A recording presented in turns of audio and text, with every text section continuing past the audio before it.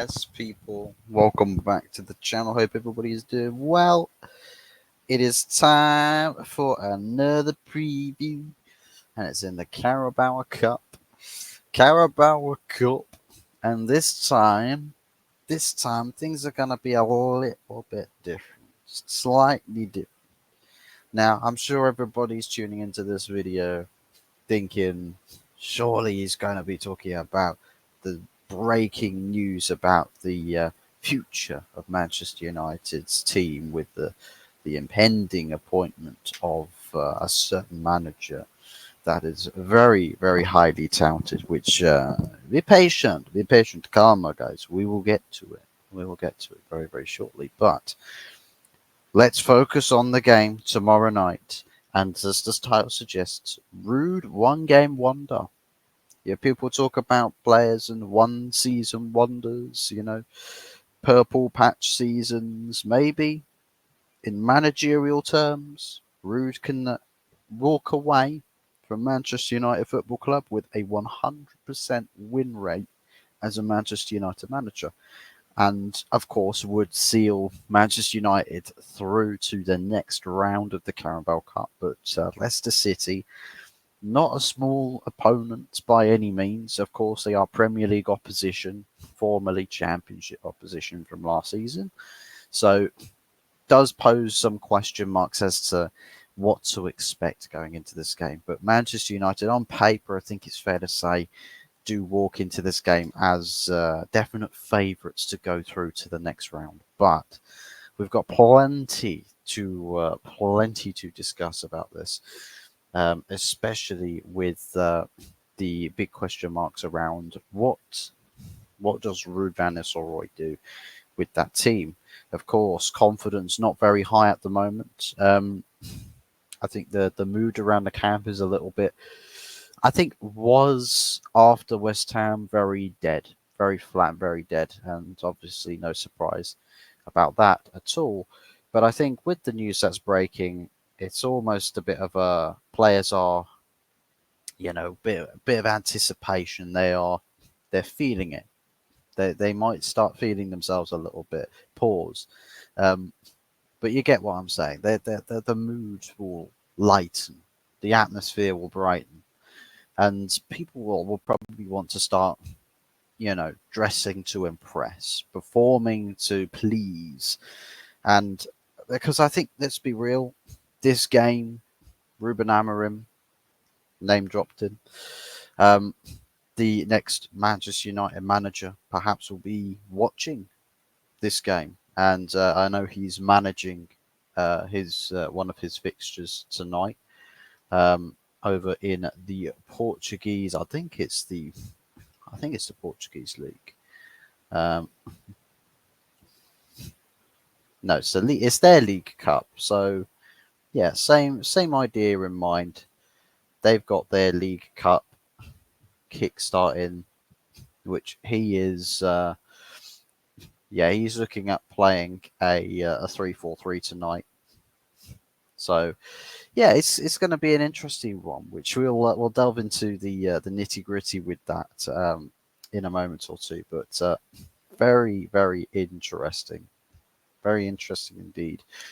What can we expect for tonight, though? Because maybe Ruud does change the system a bit. Maybe he does change the formation. Maybe he opts for 4-3-3. Maybe he chooses a different type of lineup. Maybe he focuses on a system that's a bit more direct or straightforward rather than complicated patterns of play and trying to form shapes and the pitch and trying to figure out how complex the defensive aspect of the game is going to be. Maybe he opts for a bit more of a vanilla approach. Or maybe he just throws the spanner in the works by playing a 3-4-3 and doing up Ruben Amorim. Maybe he watches tonight and plays it tomorrow the same way Ruben Amorim would.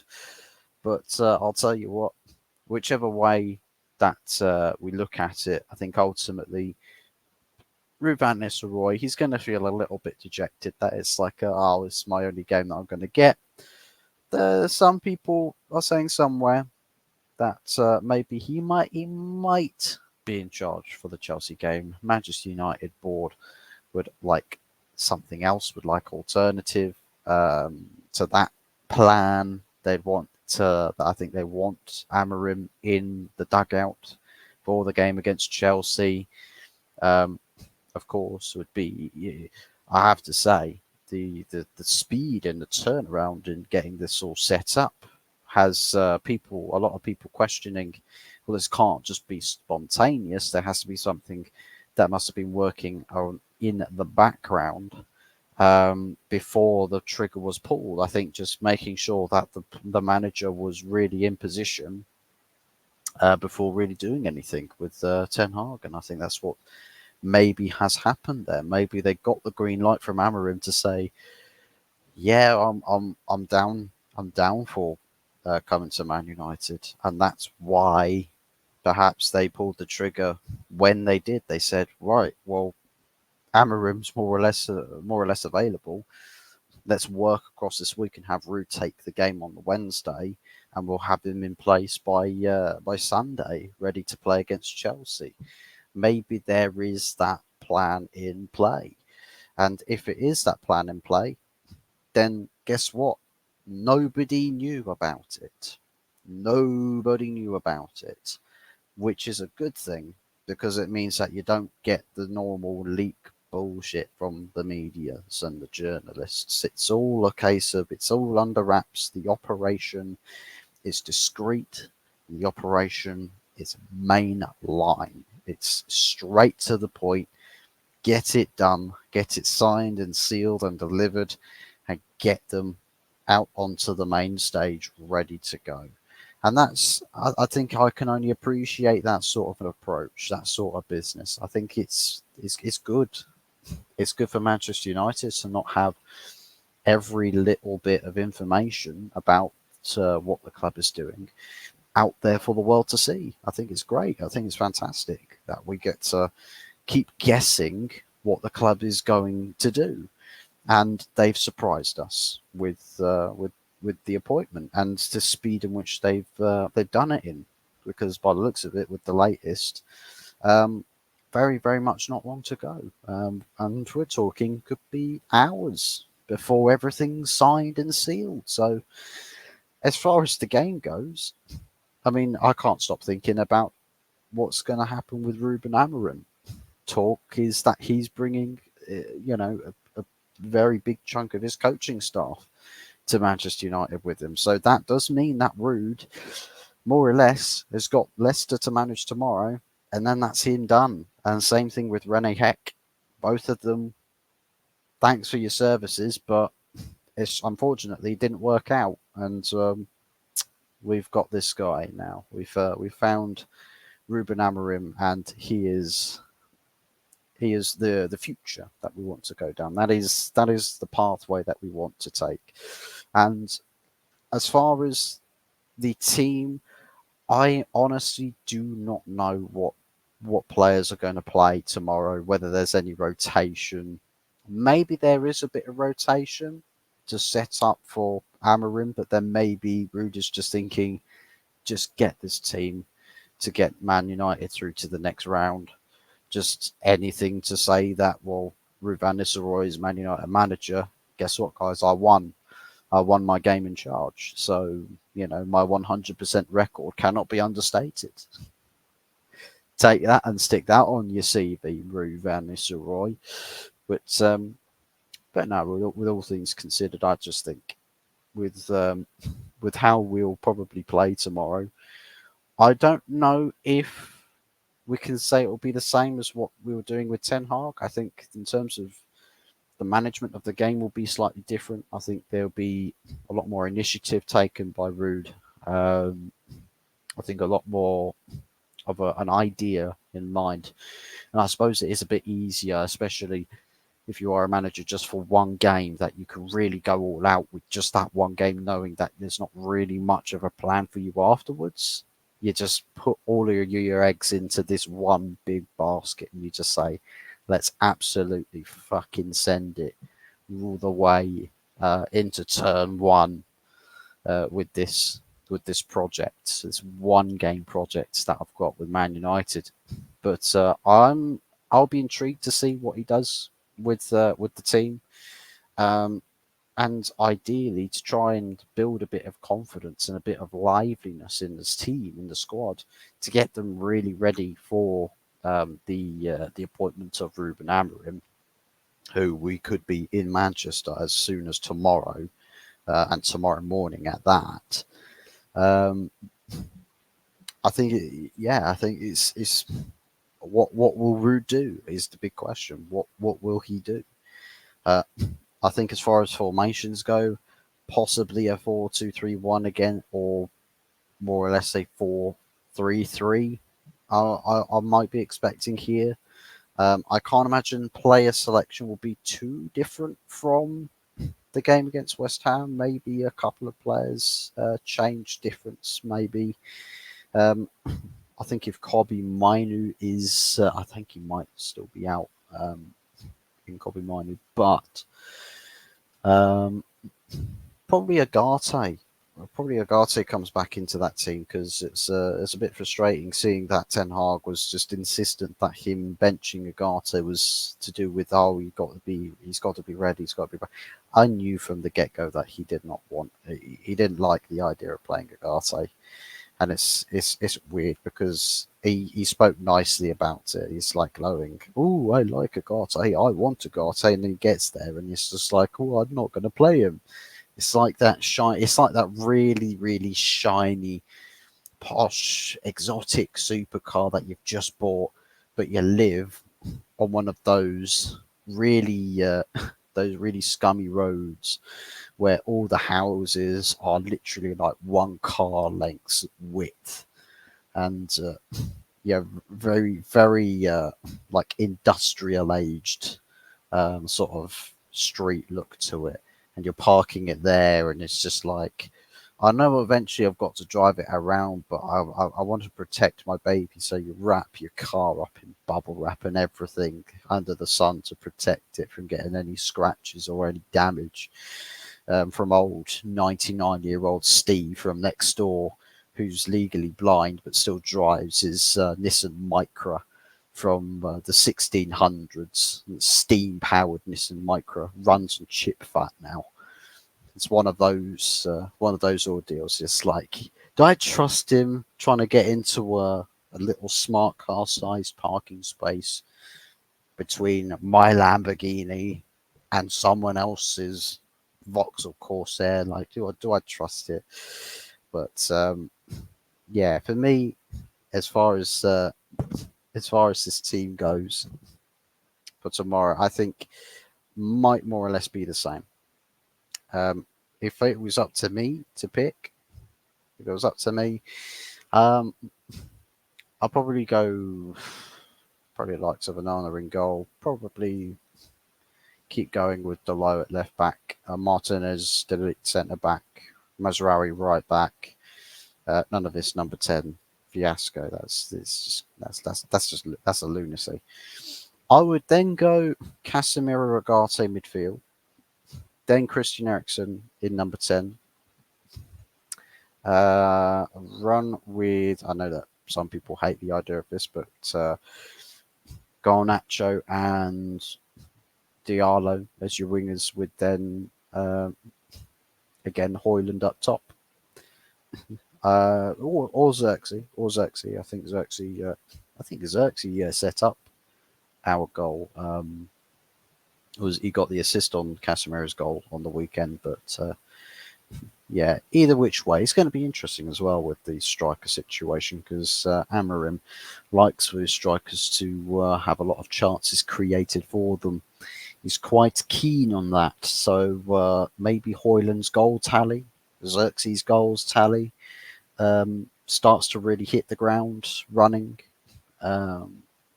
once he's arrived, perhaps, maybe. But it will be interesting to see what happens with chance creation and whether we still see the same nonsense. Because I'll tell you what, if Amorim comes in and Rashford and Garnacho and whoever else starts hitting 50-yard shots on the strong foot, from wherever on the pitch, I will know for a fact that those players are trolling. I will know for a fact. It would be undeniable. You don't get Ruben Amorim coaching a sporting team to shoot from 50 yards. He's not doing it. He's never done that. Never done it in his life. So if they start doing it, it's not. Maybe it's contractual clause again that they have to shoot from 50 yards. Because I wouldn't know what else to put it down to outside of it just being players being stupid. Which, if that's the case, then I know Anthony's been told apparently by the club that he can leave in January. You can leave, mate. You can get gone, mate. Maybe there's a couple of other players that need to go join him. Wow, January is still about 2 months away, so plenty of time still between then and now. Well, now and then, and plenty of games yet still to get through. But talk and intrigue about the Amorim system with the 3-4-3 setup and how that's going to play out with this squad. I think I'll tell you what, though, will be a really big return to the scene would be Lenny Oro coming back into the fray with the prospect of the three centre backs, potential three centre back setup, and as to how the wide players will be. I think probably get the likes of Mazraoui and Delo very much in play. And interestingly enough, perhaps someone like a Tyrell Malacia played as in a 3-4-3 wing back for Feyenoord. Yeah, progressed position. Work with a high energy, high tank of energy. Maybe there's something to be said about that. Maybe we see him get a run of games between now and the end of the season, or maybe the club just get rid of him in January. But let's see. We still need to get Luke Shaw back to fitness. He's apparently got health problems, unspecified health problems, from what I've seen. However, there's probably a lot more sources out there with better clarification on that situation. But it's from what I've read. What I've seen, what I can see, there's no specifics behind it. But I think the 3-4-3 formation will be interesting for the Premier League. Interesting to see how it fares against Premier League opposition. A very high press, very intense press. A very dominant way of playing, and plenty in the way of chance creation. But I suppose you could say one of the biggest problems for Man United is that even despite having all of that chance creation, there's still not enough ability in the players to actually convert those chances. Maybe in training, there'll be a lot more work based on the shooting aspect of things. Training very hard to be focused on placing your shots, keeping your shots on target. Delo, I'm looking at you. You absolute fuckwit muppet. Fuckwit muppet. But yeah, keep your shots down, mate. And yeah, just seeing what the balance of that team is going to be. I mean, the two central midfielders, Agate's already played for him. Fernandes already played for him. Where would Fernandes play? Would he be one of the two midfield twos? I doubt it. He may play as one of the front three in one at either side of the striker. But if not, if he does end up playing further back, that would be again interesting to pay heedance to. And then the other side, you've got more or less a winger / inverted forward, and yeah, I'm intrigued. I'm intrigued to play around with the prospects of what sort of team lineups that we'll see under Ruben Amorim. He's great with youth. You know, he doesn't shy away from playing younger players. Um, he gives the right players the right opportunities, and I suppose one thing that we can say that may make him a lot more susceptible for players giving a lot more for him is that um, he's a lot less, I think, confrontational in the sense that people don't feel like they're treading on eggshells around him. A lot more charismatic, we can say. A lot more in tune and in sync with players, supposedly. Knows how to communicate to everybody. Has had no falling outs with anybody.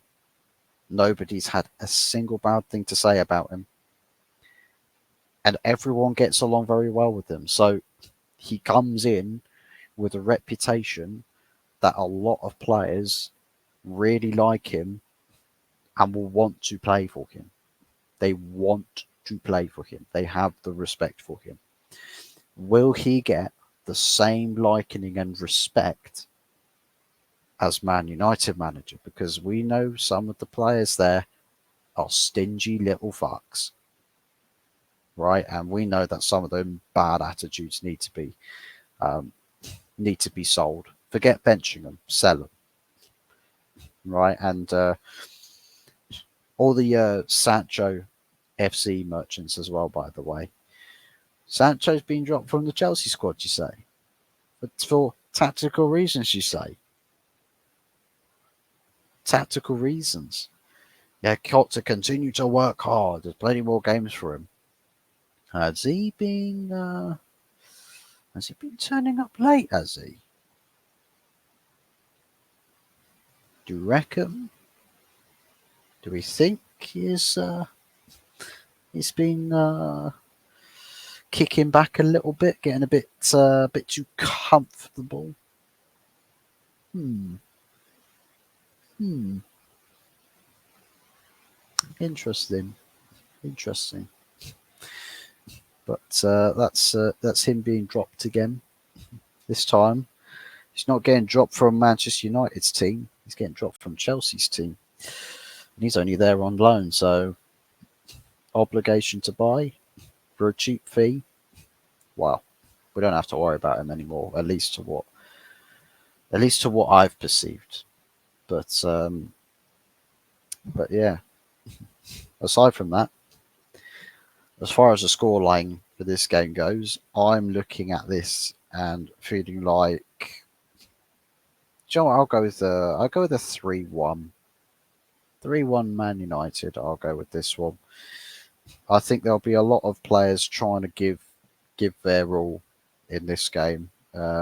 Some players might be a little bit sort of lazy, but I do feel like there's going to be a lot more influence on this game made by the players that are really pushing themselves, whoever gets into the starting lineups. But expecting a fair few chances, but I still think maybe one or two frailties and lack of discipline or concentration from the defence maybe will be um, plausible for us to end up conceding a goal or two. But I think just the one is the most likeliest outcome. And yeah, I see us probably manage a 3-1 result. We're at home, and Leicester, for all of their worth or quality, players that previously played in the Prem for them, I still think heavy favourites very much in the camp of Manchester United, especially on paper. Let's see what they've got. But aside from that, Ruben Amorim, 39 years of age. Johnny Evans is probably older than him. But, which, by the way, I've seen that thing about Johnny Evans when Ruben Amorim played for Braga at the time, and that Champions League game where Johnny Evans scored the winner against him when he played for Braga, and he's just there celebrating in the same photo frame. And Amorim could manage Johnny Evans, and we'll recreate that, except Amorim's on the winning team as well. But let's see. Let's see. Ruben Amorim to Manchester United gets 2 very big thumbs up for me. I do like this appointment. I do very much like this appointment. I know a lot of people are concerned, a little bit worried. It's another Ten Hag. It's another Ten Hag. Ten Hag 2.0. Relax, relax, relax. 2 different managers with 2 different temperaments. The idea of hiring a younger manager, which, by the way, Ten Hag's not actually very young. He's in his mid-50s, mid to late 50s, believe it or not. Crazy. He's about the same age. I think he's actually slightly older than Pep Guardiola. Crazy to think about, but it's true. It's true. But Ruben Amorim ain't even hit 40 yet. Ain't even hit 40 yet. So many years in the managerial game left for Ruben Amorim, and I very much hope that he does very well with the club.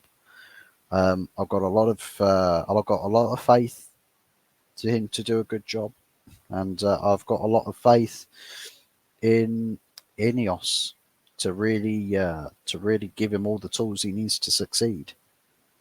Let's see to it. Let's get this show on the road. Let's get to win. Let's get back to winning, guys. Let's get back to winning. Supposedly, MUC are offering Ruben Amorim a 3-year deal worth about £6.5 million a season. I'll tell you what, if we can get him on £6.5 million a season, great value, I must say.